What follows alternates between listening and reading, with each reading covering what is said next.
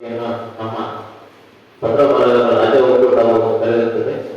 ಈ ಪತ್ರಿಕಾಗೋಷ್ಠಿಯಲ್ಲಿ ನಮ್ಮ ರಾಜ್ಯ ಒಕ್ಕೂಟದ ಉಪಾಧ್ಯಕ್ಷರಾದಂತಹ ಎನ್ ನವೀನ್ ಕುಮಾರ್ ಅವರು ಹಾಗೂ ಪ್ರಧಾನ ಕಾರ್ಯದರ್ಶಿಗಳಾದಂತಹ ಧರ್ಮರಾಜ್ ಯರ್ಕೋಟಿ ಅವರು, ಸಹ ಕಾರ್ಯದರ್ಶಿಗಳಾದಂತಹ ಹರಿಮಸಪ್ಪ ಬಳ್ಳಿ ಹಾಗೂ ಖಜಾಂಚಿಯಾದಂತಹ ಟಿ ಆರ್ ಗಿರಿರಾಜ್ ಹಾಗೂ ಇನ್ನೊಬ್ಬ ಸಹ ಕಾರ್ಯದರ್ಶಿ ಕೃಷ್ಣಮೂರ್ತಿ ಹಾಗೂ ಸಂಚಾಲಕರಾದಂತಹ ರಾಜಶೇಖರ್ KS ಅವರು ಹಾಜರಿರುತ್ತಾರೆ.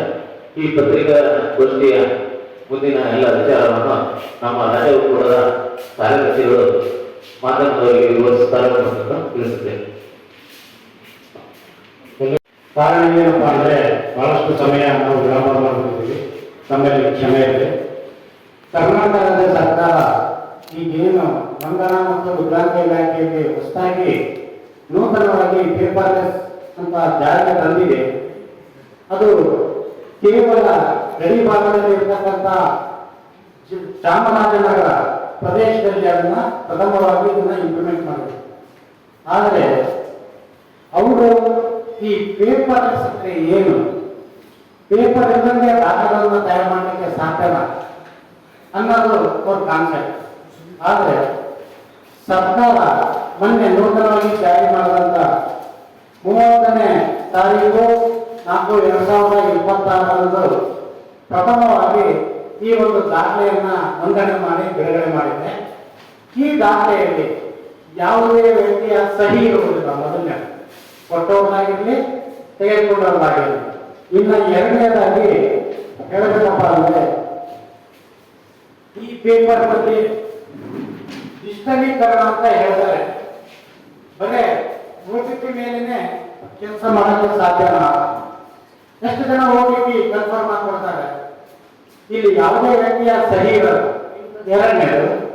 ಇನ್ನು ಮೂರನೇದು, ಸರ್ಕಾರ ನೋಂದಣಿ ಫೀಸ್ನ ಕಲೆಕ್ಟ್ ಮಾಡಿರೋ ಬಗ್ಗೆ ಸರ್ಟಿಫಿಕೇಟ್ ಇದೆ, ಅದಕ್ಕೂ ಡಿಜಿಟಲೀಕರಣ ಸಹಿ ಅಂತ ಹೇಳ್ತಾ ಇದ್ದಾರೆ. ನಾಲ್ಕನೇದು, ವ್ಯಕ್ತಿ ಆಧಾರದ OTP ಕನ್ಫರ್ಮ್ ಮಾಡಿದಾಗ ಆಧಾರ್ ಕಾರ್ಡ್ ಮೇಲೆ ಅವನು ಸುಮಾರು 10 ವರ್ಷನ 15 ವರ್ಷನ 20 ವರ್ಷದ ಕೆಳಗಿನ ಫೋಟೋ ಇದ್ರೆ ಅದೇ ಫೋಟೋನೇ ಪ್ಲಸ್ ಆಗುತ್ತೆ. ಅವರು ಈಗಿರ್ತಕ್ಕಂಥ ವ್ಯವಸ್ಥೆ ಏನು, ಯಾವ ರೂಪದಲ್ಲಿದ್ದಾರೆ ಅಂತಂದೇಳಿ ಚಾರ್ಜ್ ಇರ್ತಕ್ಕಂಥ ಫೋಟೋ ಬರೋದಿಲ್ಲ. ಆಮೇಲೆ ಇನ್ನೊಂದು ಏನಪ್ಪ ಅಂದ್ರೆ ಯಾರೇ ಸಾಕ್ಷಿದಾರರ ಒಂದು ಸಹಿ ಕೂಡ ಇರೋದಿಲ್ಲ. ಸಾಕ್ಷಿದಾರರ ಸಹಿ ಕೂಡ ಇರೋದಿಲ್ಲ. ಇದು ಕೂಡ ಡಿಜಿಟಲೀಕರಣ ಅಂತ ಮಾಡ್ತಾ ಇದ್ದಾರೆ.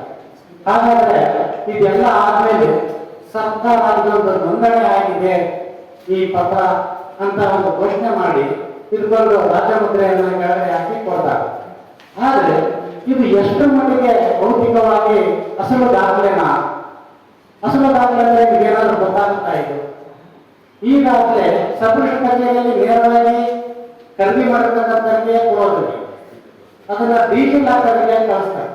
ಡಿಜಿಲಾಕರ್ಗೆ ಕಳಿಸಿದಾಗ ನಮ್ಮ ಭಾರತಾದ್ಯ ನಮ್ಮ ಕರ್ನಾಟಕಾದ್ಯಂತ ಇರ್ತಕ್ಕಂಥ ರೈತಾಪಿ ವರ್ಗವಾಗಿರ್ಬೋದು, ಇತರೆ ಜನ ಆಗಿರ್ಬೋದು, ಎಷ್ಟು ಜನಸಂಖ್ಯೆ ಡಿಜಿಲಾಕರ್ನ ಬಳಸ್ತಾ ಇದ್ದಾರೆ. ಇದರಲ್ಲಿ ಅಷ್ಟು ಸೆಕ್ಯೂರಿಟಿ ಇದೆ ಆ ಡಿಜಿಲಾಕರ್ಗೆ. ಏನ್ ಸಮಯ ಪತ್ರ ಬರೀತೀರಿ? ಪತ್ರ ಅಂದ್ರೆ ಗೊತ್ತಲ್ಲ. ಒಬ್ಬ ವ್ಯಕ್ತಿ ಜನಸಾಮಾನ್ಯರಲ್ಲಿ ಕಷ್ಟಪಟ್ಟು ಒಂದೇ ಒಂದು ಅವನ ಸಹಾಯದಲ್ಲಿ ಒಂದು ಗೋಡಿ ಮಾಡಬೇಕು, ಒಂದು ನನಗೆ ಒಂದು ಸೂರನ್ನ ಕಲಿಸಿಕೊಳ್ಳಬೇಕು ಅನ್ನೋ ವ್ಯವಸ್ಥೆಯಲ್ಲಿ ಬಂದಿರ್ತಾನೆ. ಅವನಿಗೆ ಈ ಲಾಗಿನ್ ಕೊಟ್ಟು ನೀವು ಇದರಲ್ಲಿ ಮಾಡಪ್ಪ ಸರ್ಕಾರ ಹೇಳಿದ್ರೆ ಮಾಡಕ್ ಸಾಧ್ಯನ? ಮತ್ತೆ ಇದು ಪರ್ಯಾಯ ವ್ಯವಸ್ಥೆ ಎಲ್ಲ ಮಾಡ್ತಾ ಇದ್ದಾರೆ. ಏನೇನು ವ್ಯವಸ್ಥೆ ಮಾಡ್ತಾನೆ ಸುಮ್ಮನೆ ಪತ್ರ ಪಡೆಯೋರು ಯಾವುದೇ ರೀತಿ ಸರ್ಕಾರದ ಬೊಕ್ಕಸಕ್ಕೆ ನಷ್ಟ ಮಾಡೋ ರೀತಿಯಲ್ಲಿ ಬದುಕ್ತಾ ಇದ್ದಾರೆ. ಸಾಕಷ್ಟು ಸರಿ ಏನಪ್ಪ ಅಂದ್ರೆ ಸರ್ವೆ ಡಿಪಾರ್ಟ್ಮೆಂಟ್ ಆಶಾ ಕಾರ್ಯಕರ್ತೆಯರು ಅವ್ರಿಗೆಲ್ಲ ಅನುದಾನ ಕೊಡ್ತಾ ಇದ್ದಾರೆ. ನಾವು ಯಾವ ರೀತಿ ಅನುದಾನ ತಗೊಳ್ತಾ ಇದ್ದೀವಿ? ನಾವೇನನ್ನ ಆಸೆಯನ್ನ ಪಡ್ತಾ ಇದ್ದೀವಿ ಸರ್ಕಾರದಿಂದ?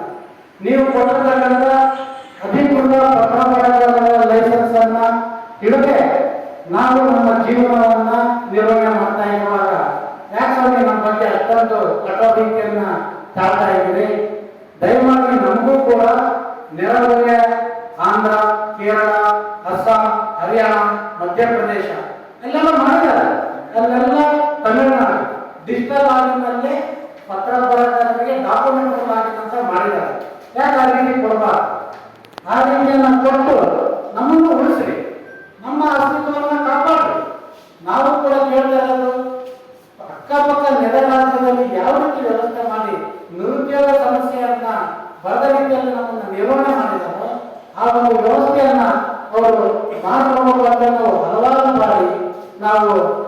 ಕಂದಾಯ ಸಚಿವರಾಗಿರ್ತಕ್ಕಂಥ ಕೃಷ್ಣ ಬೈರೇಗೌಡರಿಗೆ ಮನವಿಯನ್ನು ಸಾಕಷ್ಟು ಸಾರಿ ಸಲ್ಲಿಸಿದ್ದೀವಿ. ಅವರು ಯಾವುದೇ ಗಣನೆಗೆ ತೆಗೆದುಕೊಳ್ಳದೆ ಅವರಿಗೆ ಯಾವ ರೀತಿ ಅಕ್ಕಪಕ್ಕ ಇರ್ತಕ್ಕಂಥವ್ರು ತೋರಿಸಿದಾಗ ಅದೇ ರೀತಿ ನಡೀತಾರೆ. ನಾವು ಸುಮಾರು 1.5 ವರ್ಷದಿಂದ ಅವರಿಗೆ ಮನವಿಯನ್ನ 7-8 ಬಾರಿ ಕೊಟ್ಟಿದ್ದೀವಿ. ಯಾವುದೇ ರೀತಿಯ ಪ್ರಕ್ರಿಯೆಯನ್ನ ನೀಡಿಲ್ಲ, ಯಾವುದೇ ಮಾಹಿತಿಯನ್ನು ಕೊಟ್ಟಿಲ್ಲ.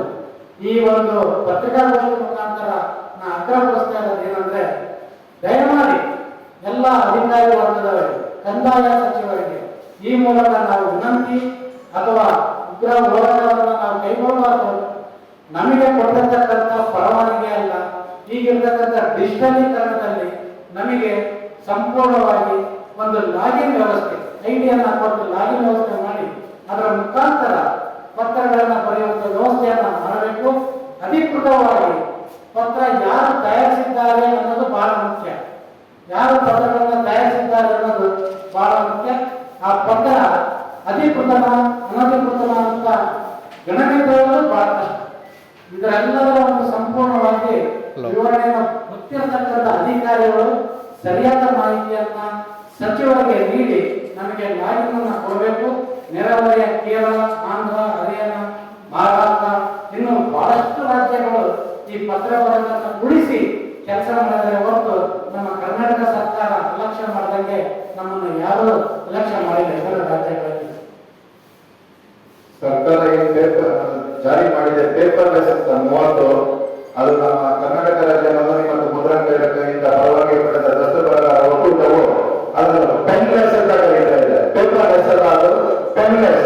ಯಾರು ಭೌತಿಕವಾಗಿ ಸಹಿ ಮಾಡೋದಿಲ್ಲ, ಅದಕ್ಕಾಗಿ ಮಾನ್ಯತೆ ಇರೋದಿಲ್ಲ. ಇದರ ಬಗ್ಗೆ ಗಮನ ಹರಿಸಲಿಲ್ಲ ಅಂದ್ರೆ ಒಕ್ಕೂಟದ ಪರವಾಗಿ ಉಗ್ರ ಹೋರಾಟವನ್ನ ಆಡಿಸ್ತಾ ಇದ್ದೀವಿ. ಇನ್ನು ಮುಂದೆ ನಾವು ಈ ಪತ್ರಿಕಾ ಮಾಧ್ಯಮದ ಮುಖಾಂತರ ಮನವಿಯನ್ನು ಕೂಡ ಮಾಡಿದ್ದೀವಿ. ಈ ಒಂದು ಪೇಪರ್ಲೆಸ್ ಕಾನ್ಸೆಪ್ಟ್ ಸಂಪೂರ್ಣವಾಗಿ ಜಾರಿ ಮಾಡೋದಕ್ಕಿಂತ ಮುಂಚೆ ನಮ್ಮ ಬೇಡಿಕೆಗಳನ್ನ, ನಮ್ಮ ಅಹವಾಲುಗಳನ್ನ ಈ ಕಂದಾಯ ಸಚಿವರು ಮನಗಂಡು ನಮಗೆ ನೀಡಬೇಕಾಗಿರತಕ್ಕಂಥ ಸವಲತ್ತನ್ನ ಸಂಪೂರ್ಣವಾಗಿ ನೀಡಿ ಒಂದು ಲಾಗಿನ್ ಮತ್ತು ಡಿಜಿಟಲಿ ನಮ್ಮ DNA ಸಿಗ್ನೇಚರ್ ಕೂಡ ಮಾಡುವಂತ ವ್ಯವಸ್ಥೆಯನ್ನ ಮಾಡಿಕೊಡಬೇಕು. ಒಂದು ವೇಳೆ ಇದೇ ರೀತಿ ಅವರು ನಮ್ಮನ್ನ ನಿರ್ಲಕ್ಷ್ಯವನ್ನ ತೋರಿದರೆ ಮುಂದಿನ ದಿನಗಳಲ್ಲಿ ನಾವು ಉಗ್ರ ಹೋರಾಟವನ್ನ ಮಾಡಿ ನಮ್ಮ ಅಸ್ತಿತ್ವ, ನಮ್ಮ ಉಳಿವಿಗೋಸ್ಕರ ಹೋರಾಟವನ್ನು ನಾವು ಮಾಡಬೇಕಾಗುತ್ತೆ ಅನ್ನೋದನ್ನ ಈ ಒಂದು ಪತ್ರಿಕಾಗೋಷ್ಠಿ ಮುಖಾಂತರ